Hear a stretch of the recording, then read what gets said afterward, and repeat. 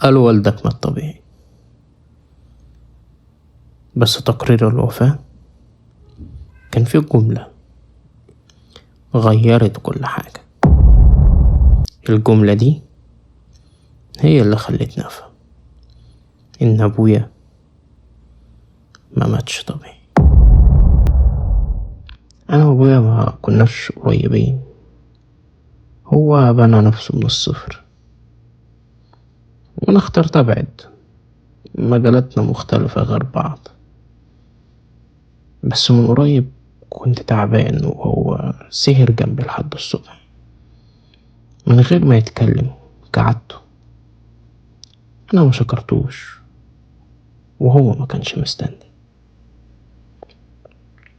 لما عرفت خبر موت أبويا كنت في بعثة برا مصر، ولما رجعت كانت الأجواء مريبة.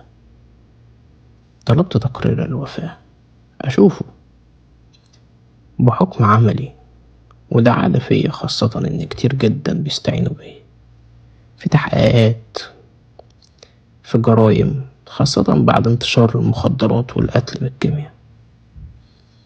تقرير طبيعي جدا، وفاة طبيعية، إجراء أزمة قلبية، مفهوش أي مشكلة.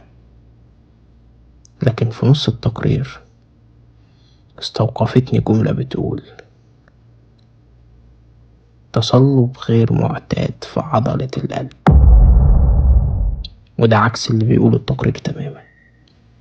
أنا دكتور كيمياء حيوي وعارف إن التصلب ده ما بيحصلش في الأزمات القلبية، ده بيحصل لما الجسم يتشل كيميائيا. مادة زي الساكسينالكولين، المادة دي بتقتل من غير ما تسيب أي أثر، ودي مش أول مرة أتعامل معاها. وهنا كان لازم أروح البيت أفهم، جايز يكون التقرير اتكتب غلط وبدون تركيز، ده وارد جدا وبيحصل كتير، وممكن يكون صح، وساعتها هيكون بابا اتقتل، ما ماتش موتة طبيعية. رجعت البيت كل حاجة هادية زيادة عن اللزوم. بدأت بشكل غير مباشر أدور وأسأل وحقق بمنتهى الهدوء والعفوية. بدأت برانيا، مرات أبويا، أصغر منه ب20 سنة تقريبا، ولكن بتحبه وعلى طول معه في كل مكان. لما سألتها كنت فين ساعة الوفاة، الأزمة القلبية ممكن تتلحق، بتعدي عادي، إنما لو المصاب بيها اتساب بيموت. ردت وقالت إنها كانت نايمة.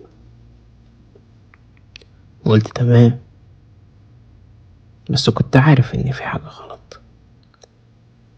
رانيا عمرها ما بتنام قبل بابا، دي حاجة كانت هي دايما بتتفخر بيها. قابلت حد من الجيران، سألته سؤال عفوي جدا: ما شفتش أي حاجة غريبة يوم الوفاة؟ الرد غريب، هو نفسه ما يفهمش إنه غريب. قال إن نور الأوضة فضل شغال لحد 1 بالليل، وزمن الوفاة كان 11. سمعت وما اتكلمتش، بس اتأكدت إن في جريمة، ومن واقع شغلي واحتكاكي بالمواد والعقاقير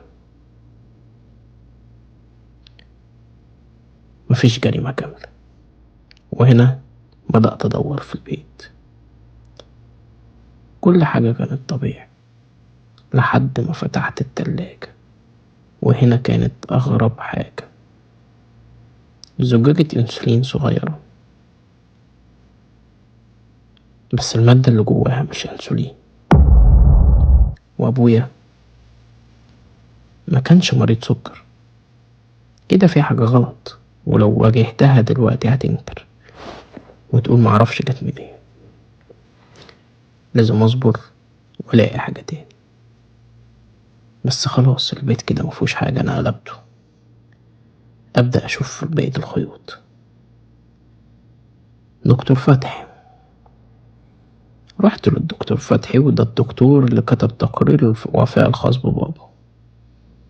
سألته دكتور فتحي هو التصلب ده طبيعي؟ قال ده طبيعي جدا. قلت له طب هسألك سؤال تاني، هو حصل بعد الوفاة بقد ايه؟ اتردد وقال على طول على طول. وهنا عرفت انه بيكذب، لان التصلب الحقيقي بياخد على الاقل ساعات، ومستحيل يحصل فورا. اتأكدت هنا ان في لعبة، وبدأت العبها معاه بس بطريقتي. رحت للمتر رأفت محامي بابا من ساعة ما وقعت عالدنيا. مكتب فخم، ريحة سيجار غريبة، بس ما كانش بالفخامة دي، ولا ده كان وضعه. دخلت، قال لي البقاء لله، الإجراءات خلصت. قلت له بسرعة كده؟ قال لي باباك كان مستعجل، اتفضل الوصية. مسكتها في ايدي، مش هي دي، لأن بابا كان قايل لي على كل حاجة في الوصية قبل كده. قلت له مش دي اتغيرت امتى؟ رد وقال من 3 شهور. قلت له ايه اللي اتغير فيها؟ قال لي بس هو يعني اتضاف عصام شوية ورانيا حق إدارة والبيت. مم. تمام. قلت له هو ابويا كان عيان؟ بص ليه وسكت، معرفش يرد عليا. اتأكدت اكتر ان في لعبة، بس المشكلة انها كل شوية بتكبر. قلت اشوف اخويا، انا من ساعة ما جيت ما بقلتوش. وشه مرهق. قلت له يا عصام عايزك. قال لي مش وقته يا ادم، مش وقته خالص. قلت له ده وقته جدا، انت كنت فين ليلة الوفاة يا عصام؟ رد وقال لي بره. قلت له فين بره؟ قال لي مش فاكر. قلت له مش فاكر؟ تمام، جميل انت عصام. دخلت البيت وانا في دماغي حاجة تاني خالص. دورت على الفرشة بتاعت بابا، خدت منها شعرة، بعتها المعمل خارجي انا بتعامل معاه.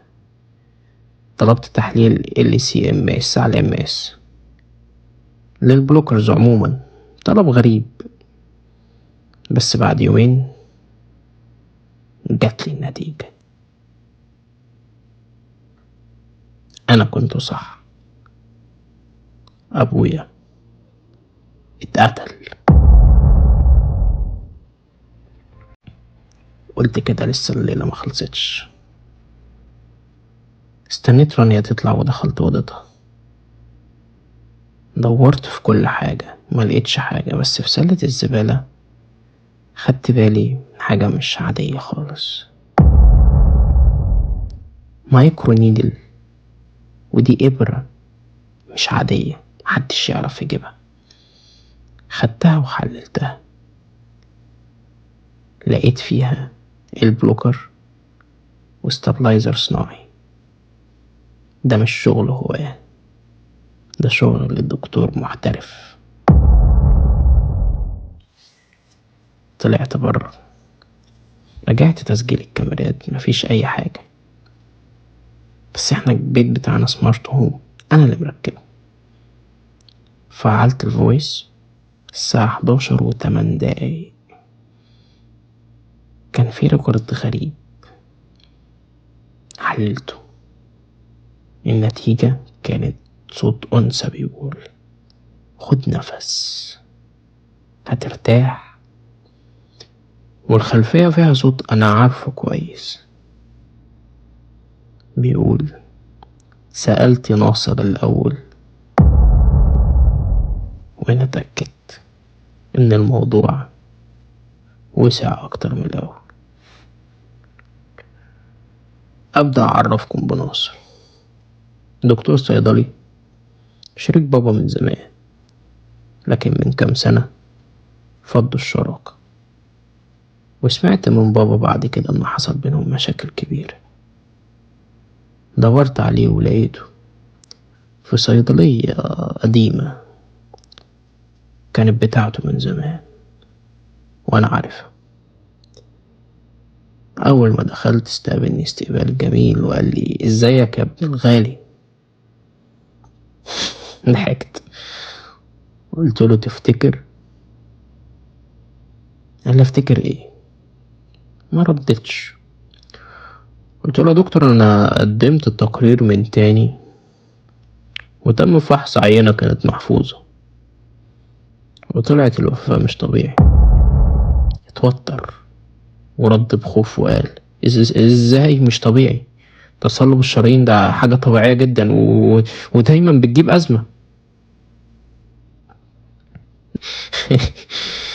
ضحكت غصب عني، قلت له: بس انا ما جبتش سيرة تصلب الشرايين، والتقرير القديم قالوا انه طبيعي. جبتها منين دي؟ بصلي في رعب وقال: بخمن، اصله مات فجأة. قلت له: من امتى والشرايين بتتصلب فجأة؟ عموما خلاص، انا عرفت اللي انا جاي عشانه. تسلم يا دكتور. وبعد ما طلعت من عنده بشوية، اقل من ساعة، حصل اللي توقعته. لقيت عصام بيكلمني، طلب نتقابل لأول مرة من سنين.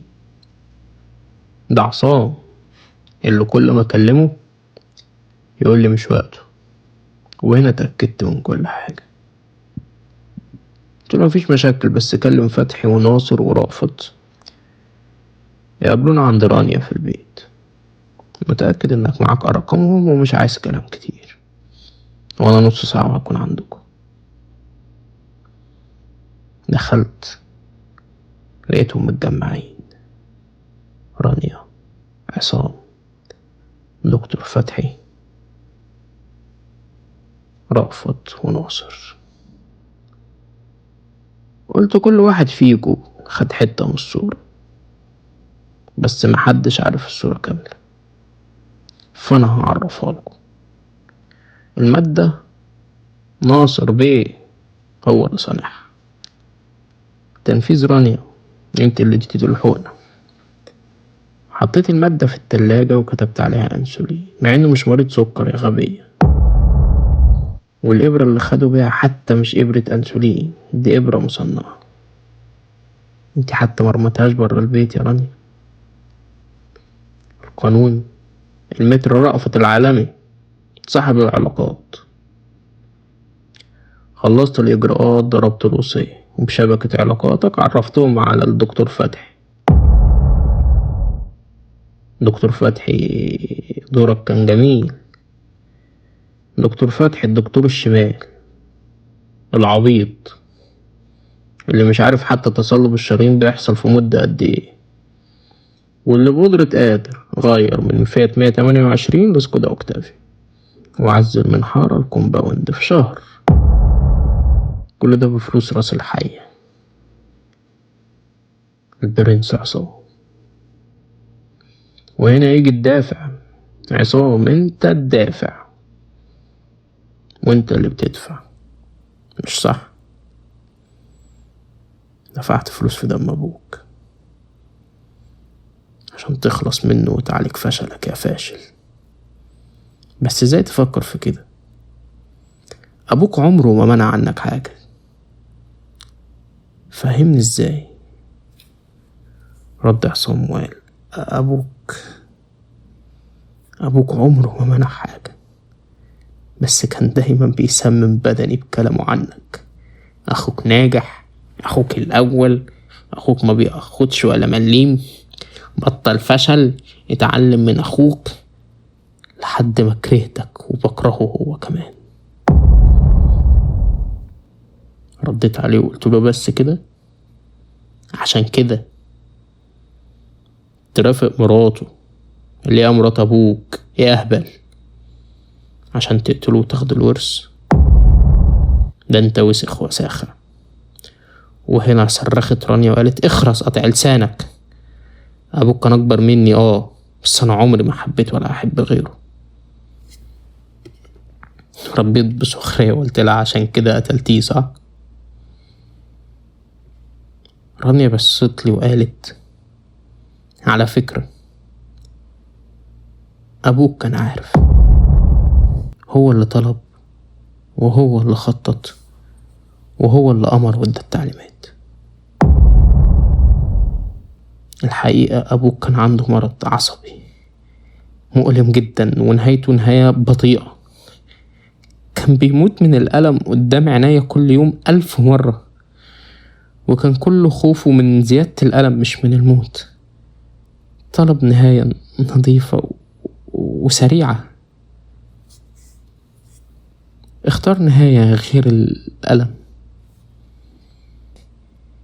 مستحيل اللي انت بتقوليه ده، ازاي انا معرفش؟ وازاي ما قاليش؟ والوصية اللي اتغيرت؟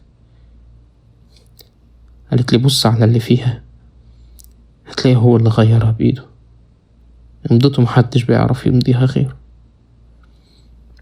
لما لقاك استقريت ومعك فلوس ما كانش خايف عليك، بس خاف عليا منك لانه عارف انك بتكرهني، فكتب لي البيت وكتب لي عصام الشركة يصرف منها لانها كده كده شغالة، وكتب لك انت ما يسويه املاك. يعني حتى بعد ما سبته السنين دي كلها ما بخسكش حقك.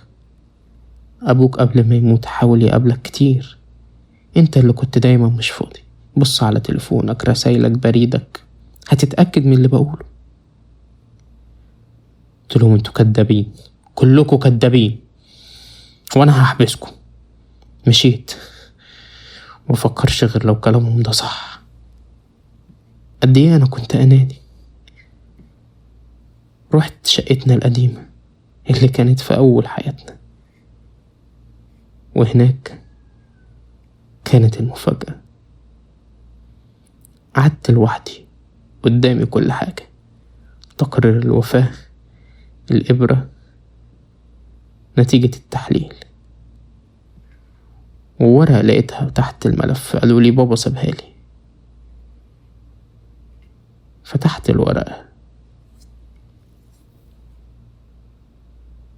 لقيت فيها 3 جمل. أنا عارف إنك هتلاقي، بس خليك فاكر مش كل الحقيقة لازم تتقال. في ناس لازم تختفي عشان الناس تفضل عايشة. وقفت عند الجملة الأخيرة. في حاجة غلط، ده مش أسلوبه. بصيت على توقيعه. رجعت أفكر في كل حاجة من الأول. محدش فيهم أنكر، والقصة كلهم حافظينها زي ما يكونوا متفقين عليها. هو اللي اختار يموت، والكلام اللي بابا كاتبه ده مش أسلوبه، بس ده توقيعه، زي ما يكون بني آدم أنا معرفوش. رجعت الرانيا وقلت لها حل من 2، يعرف الحقيقة يا البوليس يعرفها لنا كلنا. هو اللي طلب يموت ولا انت اللي زودت الجرعة؟ ضحكت قالت لي هو كان عايز يموت بس مش بالسرعة دي. ابوك كان خايف بس انا كنت عايز اخلص، وبصراحة هم ساعدوني برضو. عصام عبيط غرقان ديون، وابوك منع عنه الفلوس عشان الهباب اللي بيشربه. ناصر كان نفسه يمسك الشركة وحلمه يرجع ويبقى مكان ابوك. فتحي ما ياخد مقابل، هو اللي خلص كل حاجة. ورأفت ده بقى خاتم في صباعي، هو اللي مضى ابوك على الوصية من غير ما ياخد باله، وكان مفهمه ان ده من اوراق المستشفى. والغريب ان ابوك مضى، معرفش ازاي، مع اني متأكدة انه كان عارف. بصراحة كنت عايزة كل حاجة، وفهمتهم انه هو اللي طلب وانا ماليش ذنب. وعلى فكرة ابوك حس ان في حاجة غلط وحاول يتواصل معاك كتير، بس كالعادة انت ما ردتش. برافو. قلت لها طيب ليه الورقة اللي لقيتها في البيت وهو عارف منين؟ ابتسمت وقالت دي عشانك، انت الوحيد اللي ممكن يدور، فلازم تلاقي حاجة تخليك تسكت. في حاجات ابوك مش عايزك تدور فيها. رجعت البيت، بصيت على كل الأدلة. أنا دلوقتي عارف الأدلة كلها وعارف إيه اللي حصل بالظبط، بس لو اتكلمت كل حاجة هتقع. مرات أبويا هتتحبس، اسم أبويا هيتدمر، عصام، الشركة، كل حاجة. مسكت الإبرة، بصيت عليها شوية وحطيتها في الملف، هي والتقرير والورقة ونتيجة التحليل، وكتبت توصية بالمعمل وبجهة التحقيق بحكم شغلي ومعارفي. قلت هبعتهم لحد تبعي وهو هيفتح القضية من تاني، والموضوع هيخلص بالشكل اللي أنا عايزه، بهدوء ومن غير شوشرة. بس دي ما كانتش النهاية، وأنا لسه ماسك الفايل في إيدي. تليفوني رن، رقم غريب. رديت، صوت غريب قال لي ما تزعلش أو كده على أبوك ما كانش حمل وديع، وبما إنه راح وما خلص فأنت لازم تكمل مكانه. في النهاية لو عجبكم الفيديو ما تنسوش تعملوا لايك وسبسكرايب وشير، وأتمنى بإذن الله الفيديو يوصل لعدد لايكات كبير جدا. ولو مستنين الجزء التاني اكتبولي في الكومنتات.